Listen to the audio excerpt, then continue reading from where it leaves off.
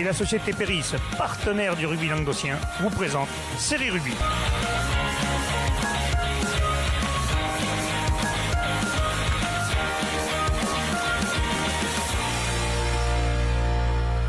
Bonjour mesdames, messieurs, bienvenue à Série Rugby, votre émission sur rugby amateur de la 4e série à la Fédérale 1, avec les Galactiques de Série Rugby. Salut les gars, salut Fabien. Galactique, salut Alain. Salut l'ami. Pourquoi tu me copies? Pourquoi? Pourquoi tu me copies? T'inquiète, je fais ce que je veux, d'accord? Salut Alain. Et salut le président des Galactiques, alors, salut Wally.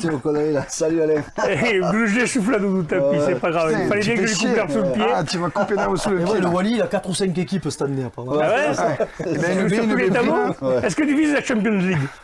Éventuellement, on n'est pas. On C'est là les tablettes. Par la porte, quoi, voilà. Là, les tablettes. Bon, messieurs, on va parler des matchs qui ont lieu ce week-end. On va commencer par les finales de 4e série, enfin, la finale de 4e série. Donc, il y avait 2 demi-finales. On le rappelle, ça s'est joué en 2 matchs de 20 minutes. 2 x 20, pardon, 40 minutes. Et après, finale de classement et finale pour le plan de shot. Allez, les demi-finales ont opposé La Palme à Puy-Lorez, victoire de La Palme 12-10. Ibos à Armagnac, bas Armagnac, victoire d'Ibos 14-3. Et après la finale de classement, Puy-Lorez a battu Armagnac 26-7. Et la finale était un peu plus compliquée pour La Palme, mais La Palme encore champion, victoire 6-5 face à Ibos. Ouais. C'est bien? Non, c'est clair, cette équipe de La Palme qui reste sur sa lancée, quoi. Donc, du titre de champion de France 2019. Une finale perdue, mais ils étaient vice-champions d'Occitanie, maintenant ils sont champions d'Occitanie et champions de France. Donc le Graal, c'est eux qui l'ont. Donc voilà, celui que tout le monde espère. Et là, sur ces phases finales, donc ils l'ont eu difficile. Mais pour en avoir discuté avec le président de La Palme, c'est compliqué de jouer 2 fois 20 minutes en phase finale. Donc tu peux pas te rater. On se contente surtout d'essayer de ne pas perdre et de ne pas prendre de points plutôt que d'envoyer un peu. On en reparlera de ces phases finales un peu tronquées pour tous les 3e et 4e qui auraient pu aller chercher un bout de bois. À l'image de tous les matchs où il y a eu des scores très serrés. Et les équipes qui ont démarré, qui ont eu du mal au démarrage, et puis qui après c'est trop tard et c'est fini après. Donc, alors que c'est eux qui, normalement. Après, de toute façon, l'expérience aussi de La Palme sur ces matchs-là, l'expérience des phases finales a parlé, quoi. Donc, ils l'ont gagné à chaque fois difficilement. Le buteur Clotte qui a été bon. Et voilà, grâce à 6 pénalités de Clotte qui a bien enquillé encore une fois. Donc, c'est pas nouveau. Donc, je pense que La Palme affirme clairement ses prétentions en ce début de saison. Ouais, tu brilles un peu. Est-ce que tu es comme moi et que tu meurs de chaud? Très chaud. Ouais, on va demander la clim. Si vous avez dans vos connaissances, mesdames, messieurs, des poseurs de clim qui voudraient faire un don à Série Rugby, c'est avec grand plaisir. Et Alain, une tondeuse pour se raser aussi? Ouais, c'est rare les gars. Cette semaine-là, j'ai fait grève, je ne me suis pas rasé. C'est exceptionnel. Vous pourrez en parler. J'ai même mis les lunettes. Vous voyez, d'habitude, j'ai pas les lunettes. Hein. Je suis rasé. Il a dû laisser aller. Il a dû laisser aller la Série Rugby, messieurs. Allez, on va passer à la 3e série. Les matchs, donc les demi-finales. Cap-Verne a rejoué Salagou-Cœur d'Hérault, victoire de Cap-Verne 16-10. La Haute-Vallée d'Aveyron jouait Murviel-Tézan, victoire de Murviel-Tézan 15-0. Bon score. Hein. Et après match de classement, Salagou-Cœur d'Hérault, Haute-Vallée d'Aveyron, victoire de Salagou-Cœur d'Hérault 13-8. Et Cap-Verne, Murviel-Tézan, un petit score. Mais victoire 6-3 du tout jeune Julien Dupuis et du PEC, comment tu dis, les Welcome. C'est ça. De Benoît, bienvenue. Welcome. Vas-y, il peut parler. Hein. Non, mais on n'est pas passé loin d'avoir une finale 100% hérontaise. Ça s'est joué vraiment à la dernière minute pour le Salagou, c'est dommage. Ils perdent contre cette très grosse équipe de Cap-Verne, et puis on le savait, à 17 matchs, 17 victoires, c'était clairement. Ah, mais l'arrivée, ils sont pas champions, comme quoi. Ouais, voilà, donc. Mais après, bon, Murviel. Les stats, elles étaient pas mal non plus. Hein. Non, mais c'est clair, mais quand même, Cap-Verne était un très sérieux prétendant. Donc voilà, on a vu quand même cette équipe du Salagou qui finit 3e, qui remporte brillamment la 3e place. Match de classement, ouais. Et ensuite, Murviel-Tézan qui l'a fait, difficilement, mais qui s'impose 6-3 donc, face à cette équipe de Cap-Verne. Donc grâce notamment à une pénalité de Quentin Gracia, donc, qui imite son père à 10 ans auparavant. Donc je pense qu'ils ont dû fêter ça. Sera-t-il meilleur que le père? Je lui souhaite, parce que le père quand même a été un sacré joueur. C'était pas mal. Pas du tout. On va lui souhaiter la carrière du père, déjà, ça sera pas mal. C'est clair. Non, mais c'est très bien pour cette équipe de Murviel-Tézan qui récompense ces jeunes. Donc voilà. Donc je pense qu'ils auront une belle saison, une belle carte à jouer cette année. Et bon, pour Cap-Verne, malheureusement, ces dernières années, là, quand ils tombent une équipe du Languedoc, à chaque fois, ça se passe pas très bien pour eux. Puis équipe de Murviel qui a été un peu récompensée par les dieux du rugby, parce qu'il faut savoir qu'ils ne sont pas beaucoup en 3 et 4e série d'avoir accepté de monter en seconde série cette année. Et c'est tout en leur honneur, je pense qu'il faut. Donc à l'arrivée, c'est bien de le dire. Ça leur a rendu l'appareil, comme on dit. Voilà. C'est très rare dans le sport quand on rend de l'appareil. C'est bien. En général, tu es plus souvent déçu que content, mais c'est bien, tant mieux pour eux. Allez messieurs, on va passer à la deuxième série, les phases finales. Sidobre-Montagne 15 jouait Ers-Lauragais 15, victoire de Sidobre 7-5. Moréas jouait Kent-Fonsegrive, victoire de Moréas 13-7. Match de classement Ers-Lauragais, Kent-Fonsegrive, victoire de Ers-Lauragais 17-0.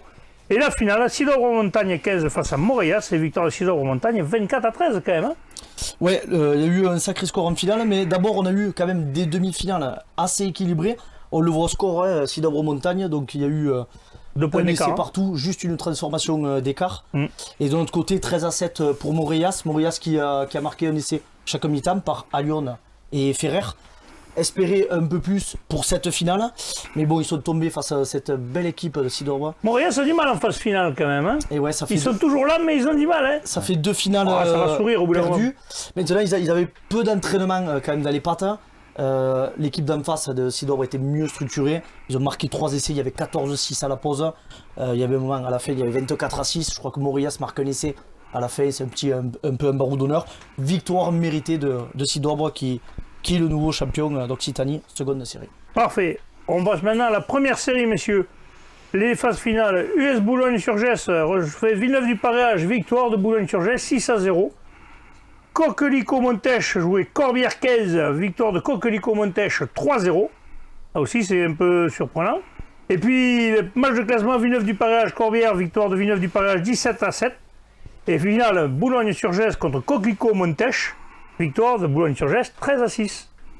Et ouais. surprise un peu parce que, après, on n'a rien contre Boulogne-sur-Gesse et Coquelicot-Montèche, mais on aurait peut-être vu une finale plutôt Villeneuve-du-Paréage, Corbière 15 que le contraire, non? Ouais, mais on retrouve quand même Boulogne-sur-Gesse, c'est une équipe qui était invaincue l'année dernière. Je crois que sur C'est des habitués de sur phase finale. 16 ou 17 André, matchs, qui fait partie de Corbière, est invaincu. je crois que sur 17 matchs, il y avait 16 bonus offensifs l'année dernière oui. sur côté de Oui, Boulogne. Boulogne-sur-Gesse sur les 5 dernières Non, mais années. attendez, les c'est gars, quelques j'ai pas dit titres qu'on de- critiquait Boulogne-sur-Gesse. Non, non, mais il y avait Nous qui connaissons mieux Villeneuve-du-Paréage et Corbière, on pensait que c'était eux qui auraient été en finale. C'est vrai que. J'ai rien contre Boulogne-sur-Gesse, ne me faites pas dire des conneries. Mais il y avait 4 très belles équipes.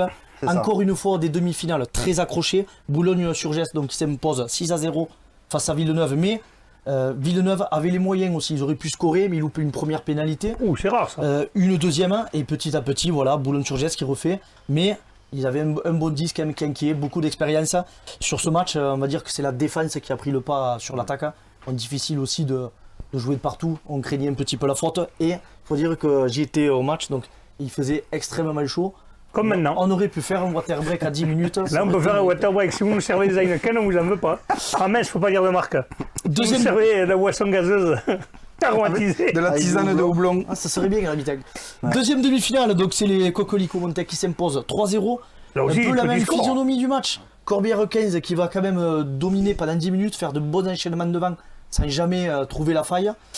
2 pénalités. T'as pas joué, rassure-moi. loupées. Non, je Ah me bon. blesse avant à chaque fois.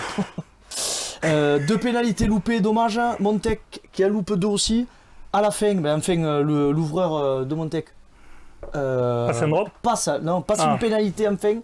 Un petit fait de match parce qu'à 30 secondes de la fin, il y a une pénalité pour Corbière assez facile à tenter. Sauf que si on la met ici à 3-3, match nul, comme ils étaient devant au classement, Montec serait passé, donc on décide d'aller en touche.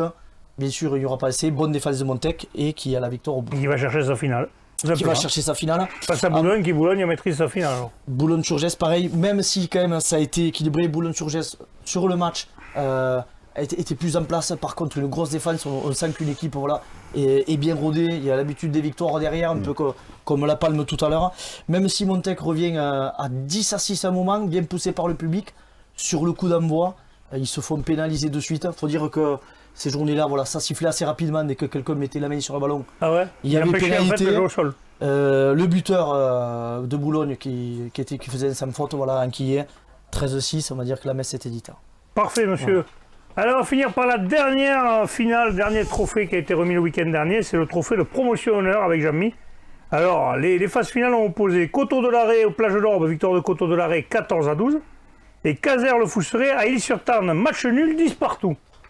Oui, mais Et, attends, match de classement, victoire de Île-sur-Tarn sur plage d'Orbe 24-19. Et Coteau de l'Arrêt qui bat Caser-le-Fousseret, qui est donc qualifié 12-9. Pourquoi qualifier à 10 à 10? Jean-Mi, tu vas nous éclairer ça là. Mais écoute, on a entendu parler d'une histoire de carton, Ah, c'est bizarre des cartons. avec toute l'honnêteté de série rugby, on ne sait pas si c'est des cartons rouges ou des cartons jaunes. D'accord. Après, s'il n'y a pas de rouge, ils comptent les jaunes. C'est comme je ne suis pas sûr. Normalement, si. Normalement, tu comptes les pénalités, finale, les transformations, les essais, les drops, et après, ça vient sur les cartons. Ouais, je sais pas. Je sais Sincèrement, pas. Bon. il y a deux On cherche un cartons. chroniqueur qui a des infos, si vous en avez. En tout cas, il y a 2 cartons à 1 et donc Caser Le Fousseret qui se qualifie pour la finale. La seconde demi-finale, c'était les Coteaux de l'Arrêt contre Plage d'Orbe, un match très engagé avec quand même l'entraîneur de Coteaux de l'Arrêt qui a dit quand même que c'était un petit hold-up. Voilà, et ça, il faut lui rendre parce que c'est très humble de sa part. Et Coteau-Larrey qui marque une dernière pénalité dans les dernières secondes par Baquet.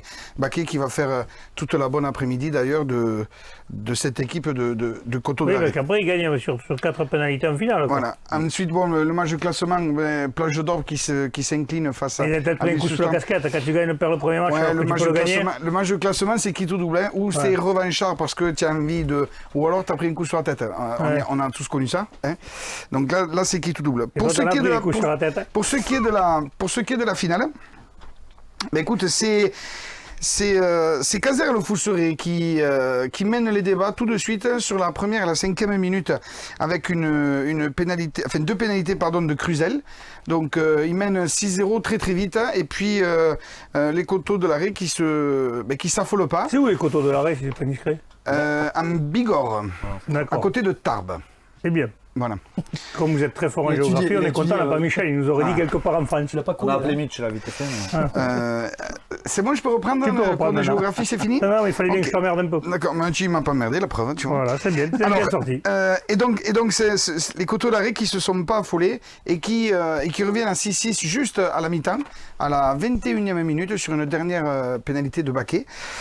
Mais Cruzel continue quand même en seconde période à enquiller lui aussi avec une pénalité et c'est Baquet qui va finir les débats et qui va marquer une 3e pénalité et c'est Camille, il me semble, si je me trompe pas, en fin de match qui va transformer une pénalité et qui va donner cette victoire au Coteaux de l'Arrêt. Et le président Thierry Fourcade, qui était ravi samedi soir de ramener le plan de shot face à cette équipe de Caser Le Fousseret, et ils vont se reprendre en poule d'ailleurs. Eh bien, comme ça, au moins, ils sont déjà vus là. Il y aura des revanches à prendre. Voilà. Ça C'est va pas faire mal. parler série rugby. Bon, parfait, messieurs, on va se retrouver vendredi avec les matchs à venir. J'espère que vous avez été bons dans les pronostics, parce que là, vous allez voir, mesdames, messieurs, il y a du changement. Vous allez voir, même dans la présentation, vous allez voir. Cette année, on vous a plein de changements. Notre rédacteur et notre réalisateur, ils avaient décidé de nous faire bouger un peu. Ils ont eu 6 mois pour réfléchir, attention. Tu m'étonnes. 6 mois, ils n'endormaient plus. Je suis sûr que le mois de mars, ils ont fait que ça. Après, bizarrement, ça s'est décanté un peu. Messieurs, je vous remercie. On se retrouve vendredi. Transpirez bien sur tous les terrains. Ouais, Allez, salut. bye bye. Salut.